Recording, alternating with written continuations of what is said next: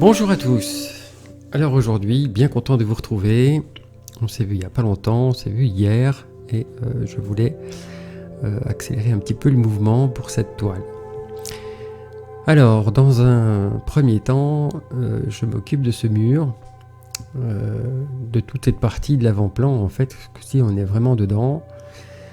Et donc ce mur, c'est un petit peu un piège parce que il coupe toute la toile. Alors c'est un petit peu un piège puisque comme il traverse la toile, le piège c'est de faire la même chose par rapport à l'arrière-plan. Alors, enfin un piège, c'est plutôt un choix artistique. Le choix là ici c'est de faire quelque chose de différent et de varier. Ce sont des pierres donc je vais varier un petit peu tout ceci.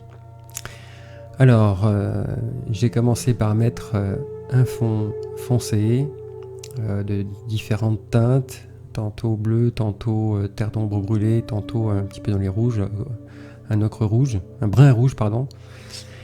Et ensuite je vais donc simuler, donner la sensation de pierre. Et l'idée en fait c'est simplement de donner différentes teintes et d'éviter l'ennui. C'est pourquoi doucement je donne des teintes différentes, je pars du sombre vers le clair et voilà. Le piège ici c'est d'en mettre partout, de faire en sorte de couvrir toutes les parties sombres, tout le noir que j'ai posé au fond, enfin le noir, les zones bien foncées. L'idée c'est de faire entre les pierres. Et faire entre les pierres, donc c'est laisser le noir autour. Donc d'un côté il faut en laisser, de l'autre il faut éviter que ce soit trop régulier. Donc l'idée c'est de faire des pierres un petit peu petites, un peu plus grosses, différentes dans les teintes. Et voilà, là je repositionne un petit peu du foncé, enfin dans la vue juste d'avant, puisque c'est le bas du mur. Et puis ça fera des contrastes intéressants avec les herbages qui vont monter, la lavande aussi. Alors n'hésitez pas d'entrer un petit peu au contact avec ces couleurs sombres, ça va donner des nuances. Et voilà, tout l'intérêt c'est d'arriver à faire quelque chose de varié. De près, bon, encore une fois, hein, c'est la force de l'impressionnisme. Bon, on comprend bien que ce sont des pierres, mais ça laisse un petit peu dubitatif quant à la forme, la manière de poser. Et encore une fois, en regardant d'assez loin, en arrière, de 3 mètres, eh bien, ça change. Alors, côté couleur, j'ai utilisé un rouge de Venise de chez Rembrandt, un jaune de Naples de chez Norma, un jaune de Mars de chez Lefranc. Oui, c'est assez dispatché. Généralement, je choisis des teintes en fonction de ce qui me plaît, mais aussi des fois, j'utilise des nouvelles teintes pour voir ce que ça donne. Des fois, des teintes identiques dans des marques différentes parce que on n'a pas la même chose. J'ai utilisé un brun rouge aussi, le bleu outre-mer foncé, le terre d'ombre brûlée. Dans les verts, j'utilise du vert anglais. J'utilise aussi du terre verte. Alors vert anglais, je l'ai utilisé chez PBO, alors que le terre verte, je l'aime bien chez Norma. Norma fait de bonnes couleurs, j'ai beaucoup peint avec. Là, je vais doucement chez Sennelier. Sennelier, c'est une très très bonne marque aussi. Donc, autant vous dire que c'est suivant, pas mon humeur, mais les couleurs, en fait, elles évoluent en fonction de l'évolution que l'on a au cours des années. Il y a des couleurs que j'ai laissé tomber complètement et d'autres que j'ai choisies. Et c'est aussi en fonction de ce que l'on fait. Cela dit, tout ça, c'est important, c'est entendu, puisqu'on peint avec. En même temps, ça ne sera jamais aussi important qu'un bon contraste, que d'avoir de bons principes, comme par exemple utiliser les couleurs complémentaires, et de faire en sorte que vos toiles vibrent, qu'elle soit lumineuse, chaleureuse, enfin tout dépend de le style dans lequel on est. Dans la Provence, c'est tout à fait le cas, hein, on est dans la chaleur, et je tiens absolument à faire des contrastes assez forts, entre guillemets, de façon à sentir une forme de chaleur.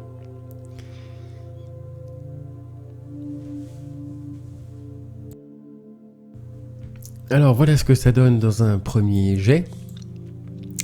Et à partir de là, en fait, je vais tirer certaines conclusions. Déjà, premièrement, il manque la partie du haut, c'est-à-dire le côté à la lumière. Alors je vais venir éclairer le haut. Alors tout est prétexte à couleur, hein,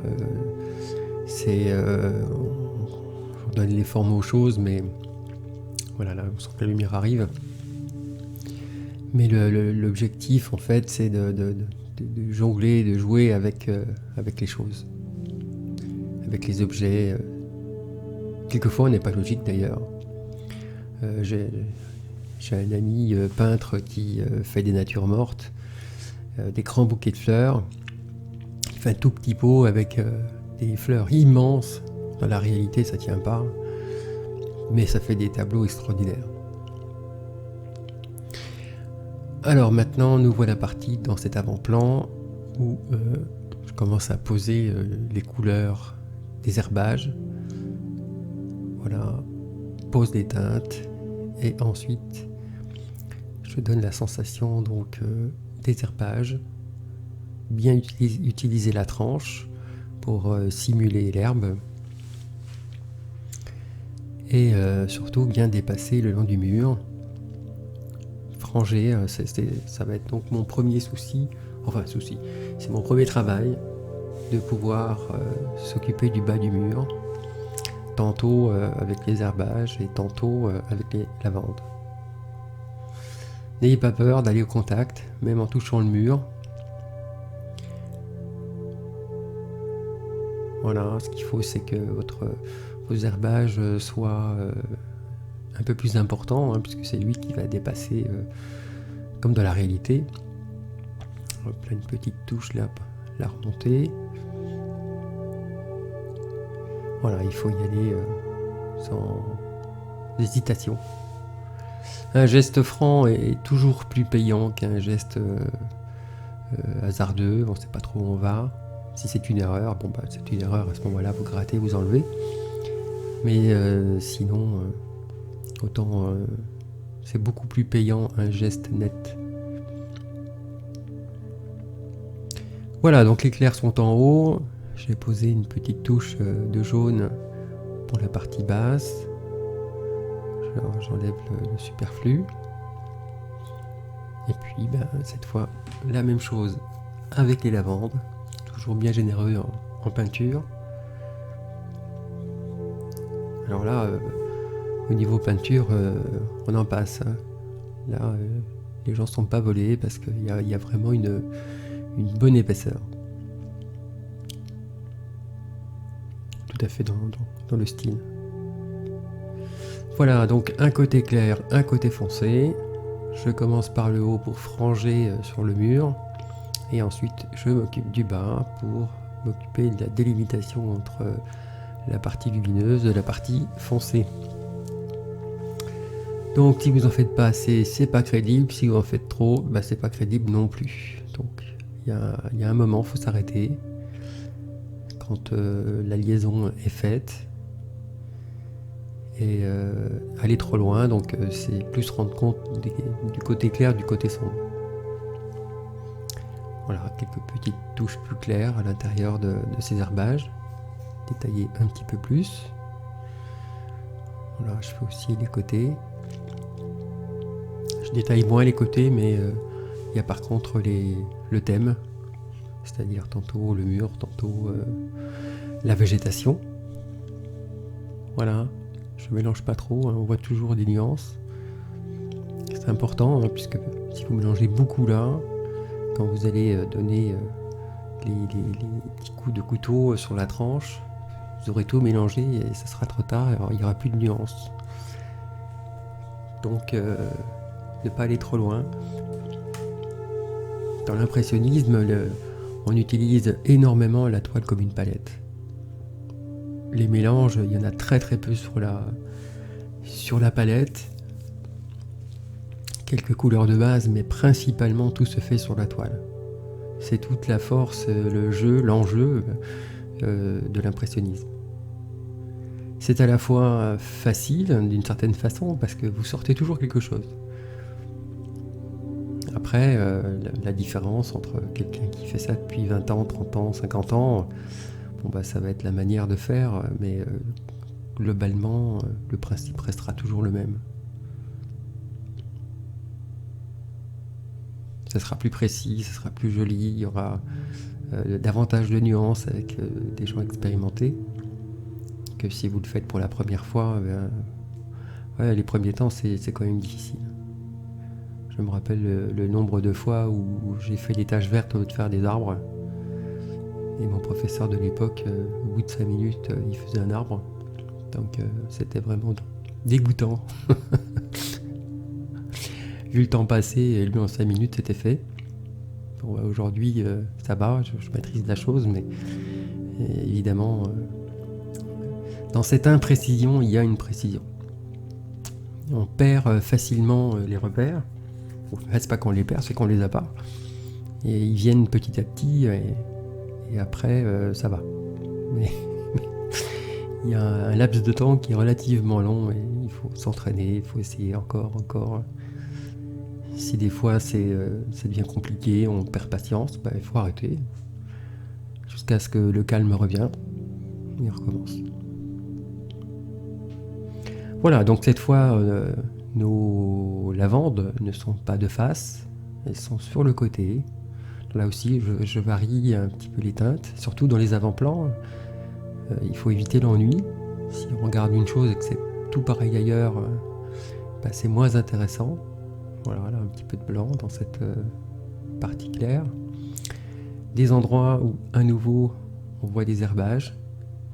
Alors, vous voyez, plan par plan, on descend doucement, puisqu'en fait, tout ce que vous rajoutez se met par-dessus le reste.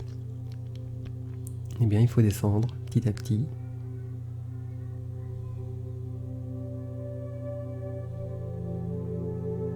Voilà, on voit bien les demi-teintes qui se profilent en fait, simplement en tapotant. Alors que là, on a deux couleurs bien séparées. Et en fait, vous cherchez à lier les choses, tout en donnant l'aspect des lavandes, tout en tournant aussi, créer un bosquet, un petit bosquet. Voilà. Les parties du bas sont moins importantes puisqu'elles seront recouvertes par la suite. Voilà.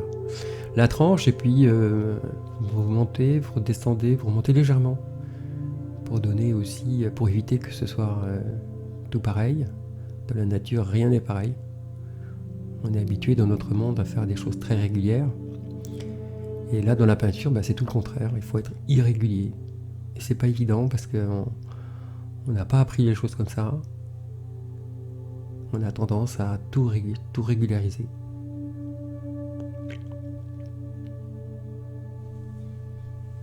Voilà, un éclairage à nouveau qui vient trancher avec les sombres qu'il y a au-dessus.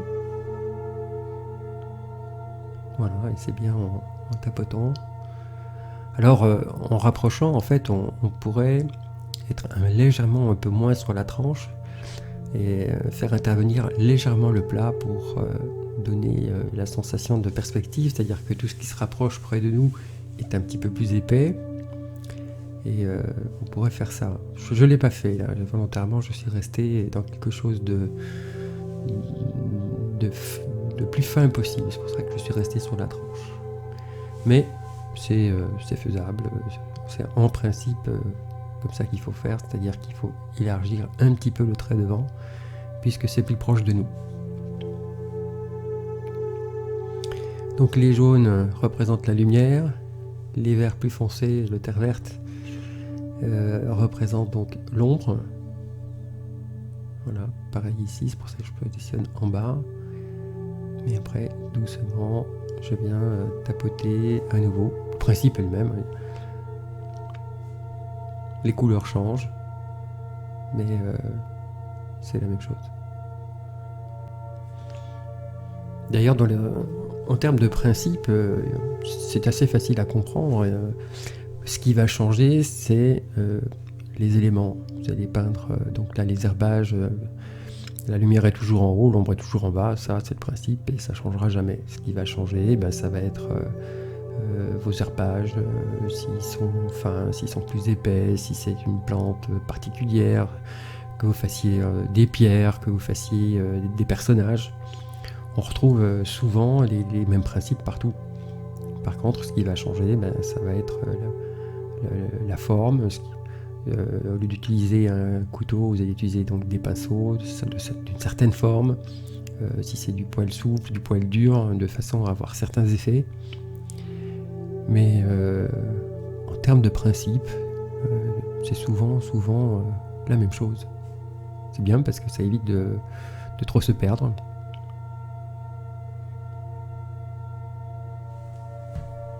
Quand on se perd d'ailleurs, c'est dans les formes, pas dans les principes.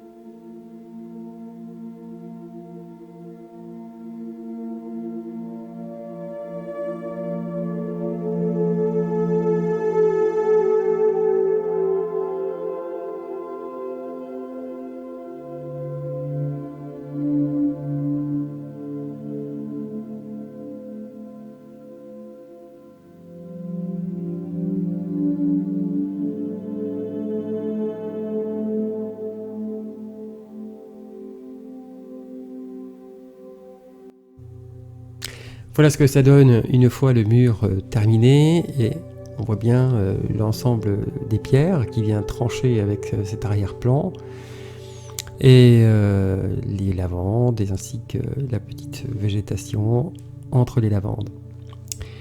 Alors là j'ai fait une photo mais elle est un petit peu trop rouge là, c'est pas les couleurs sur la vidéo sont plus dans le vrai. C'est toujours un peu délicat de prendre des photos, on n'a jamais vraiment la même chose.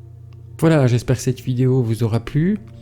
La prochaine fois vient donc toutes les petites finitions, les petits éclairages par-ci par-là, remettre un petit peu des herbages plus fins, plus élancés, qui viennent contraster dans les formes par rapport à ce qui était posé. Retoucher un petit peu le fond de la montagne là-bas aussi, qui est un petit peu trop fondu. C'est une montagne qui est un petit peu plus proche, donc un peu plus détaillée. Voilà, et bien ça sera pour la semaine prochaine. En attendant, je vous souhaite une bonne semaine et à très bientôt. Salut!